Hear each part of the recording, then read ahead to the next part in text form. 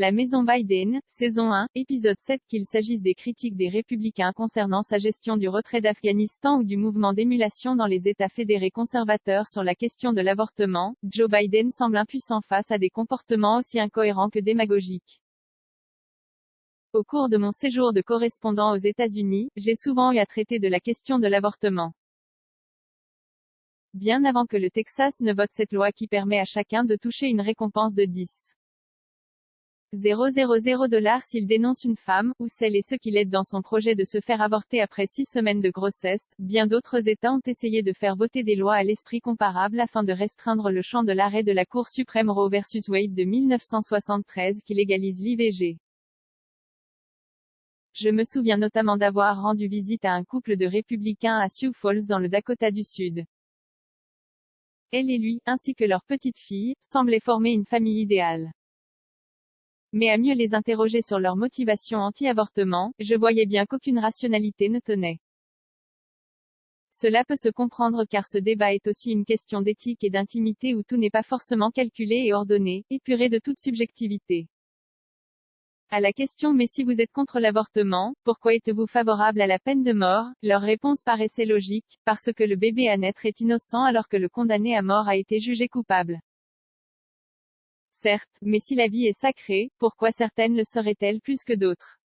N'y avait-il pas dans cette conversation empreinte de références bibliques la possibilité de mettre à plat la notion de rédemption dans un pays où la seconde chance est considérée comme un facteur de dynamisme? Et si la femme qui avorte est considérée comme une meurtrière, pourquoi ne pas lui appliquer le même sort qu'aux assassins? Il y a plus de républicaines qu'on ne le croit à souhaiter que le Roe vs Wade perdure. Bref, à lire dans les yeux de mes interlocuteurs, je ne voyais guère de compassion ni d'indulgence à l'égard des Américaines, jeunes et moins jeunes, contraintes d'avorter. Mais plutôt une sourde haine dirigée contre des institutions et des juges coupables à leurs yeux de légitimer ce qu'ils qualifiaient de génocide. Dans ce dialogue de sourds qui oppose depuis près d'un demi-siècle pro-life et pro-choice, qu'on n'aille pas croire que la division recoupe celle des partis politiques. Il y a plus de républicaines qu'on ne le croit à souhaiter que le Roe vs Wade perdure et plus de femmes démocrates qu'on ne l'imagine à vouloir en limiter les effets. Il ne s'agit pas non plus d'une division strictement religieuse qui verrait s'opposer des agnostiques à des croyants. Joe Biden lui-même, catholique pratiquant, a toujours soutenu la position de son parti sur le respect du choix des femmes et sur le droit à pouvoir avorter en toute sécurité, ce qui lui vaut d'ailleurs les foudres de l'épiscopat. À réentendre les arguments des uns et des autres ces derniers jours, on en a fini par oublier que si cette loi du Texas peut entrer en vigueur, c'est grâce à une Cour suprême devenue majoritairement conservatrice sous Donald Trump. Non pas parce qu'elle aurait décidé que la loi texane était constitutionnelle mais parce qu'elle ne permet pas de sanctionner celles et ceux qui la mettraient en œuvre. C'est toute la perversité de ce texte adopté à Austin, qui s'apprête à être copié à travers nombre d'États républicains. La Cour suprême ne se prononce pas sur le fond mais sur la forme. Elle estime qu'elle ne peut interdire la délation qui conduit à l'arrestation des coupables d'un crime qu'elle ne qualifie pas de tel.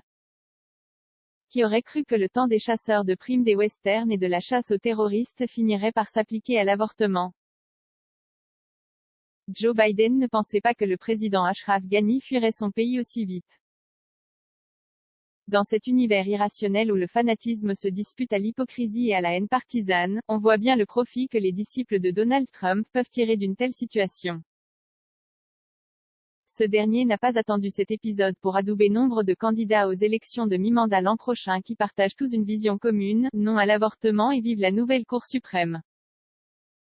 Ces mêmes apôtres du Trumpisme, qui pourraient bien accentuer leur rapport de force au sein des blocs républicains à la Chambre comme au Sénat lors de ce prochain scrutin capital, n'ont pas hésité non plus à proclamer cette semaine combien Trump avait eu raison d'en finir avec la guerre en Afghanistan tout en blâmant Joe Biden pour avoir honoré la signature de l'État américain face aux talibans. L'équipe de Joe Biden a failli dans la réalisation de cette promesse faite aux Américains. Tous les récits, de sources afghanes ou du cœur de l'administration américaine, concordent. La Maison-Blanche ne croyait pas que l'annonce du retrait et le respect de la date annoncée serviraient de prétexte aux talibans pour s'emparer le plus vite possible du pays. Joe Biden et son équipe ne pensaient pas qu'en fermant la base de Bagram, comme un geste de bonne volonté face aux talibans, c'était tout le système d'appui aérien aux forces afghanes qui devenait inopérant, ce qui entraînait dès lors une incapacité à se défendre correctement face à l'avancée talibane. Joe Biden lui-même ne pensait pas que le président Ashraf Ghani fuirait son pays aussi vite, permettant aux talibans de prendre les clés du pays puisqu'il suffisait de les ramasser. Mais n'est-ce pas cette même équipe de négociateurs américains qui avait tout fait pour tenir le gouvernement légitime afghan à l'écart des tractations avec les talibans? Dans ce genre de scénario, l'humiliation est souvent mère de grande lâcheté. Toutes ces attitudes successives ou conjuguées témoignent au mieux d'un complexe de supériorité anachronique, au pire d'une naïveté ou d'un cynisme que les alliés des États-Unis, dont la France, n'ont pas manqué de relever afin de s'interroger sur la suite.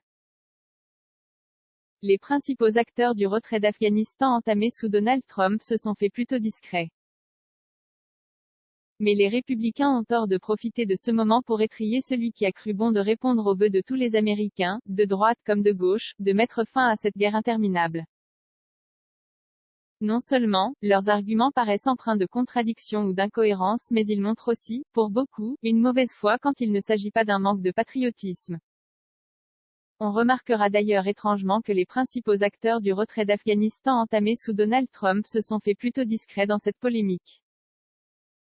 Même si Mike Pompeo, probable candidat pour la présidentielle de 2024, a cru bon de fustiger la gestion de crise de Joe Biden mais sans insister sur le contenu des accords de Doha qu'il avait lui-même signés et qui prévoyaient la libération de 5,000 talibans, parmi lesquels nombre de ceux qui furent en première ligne dans la reconquête.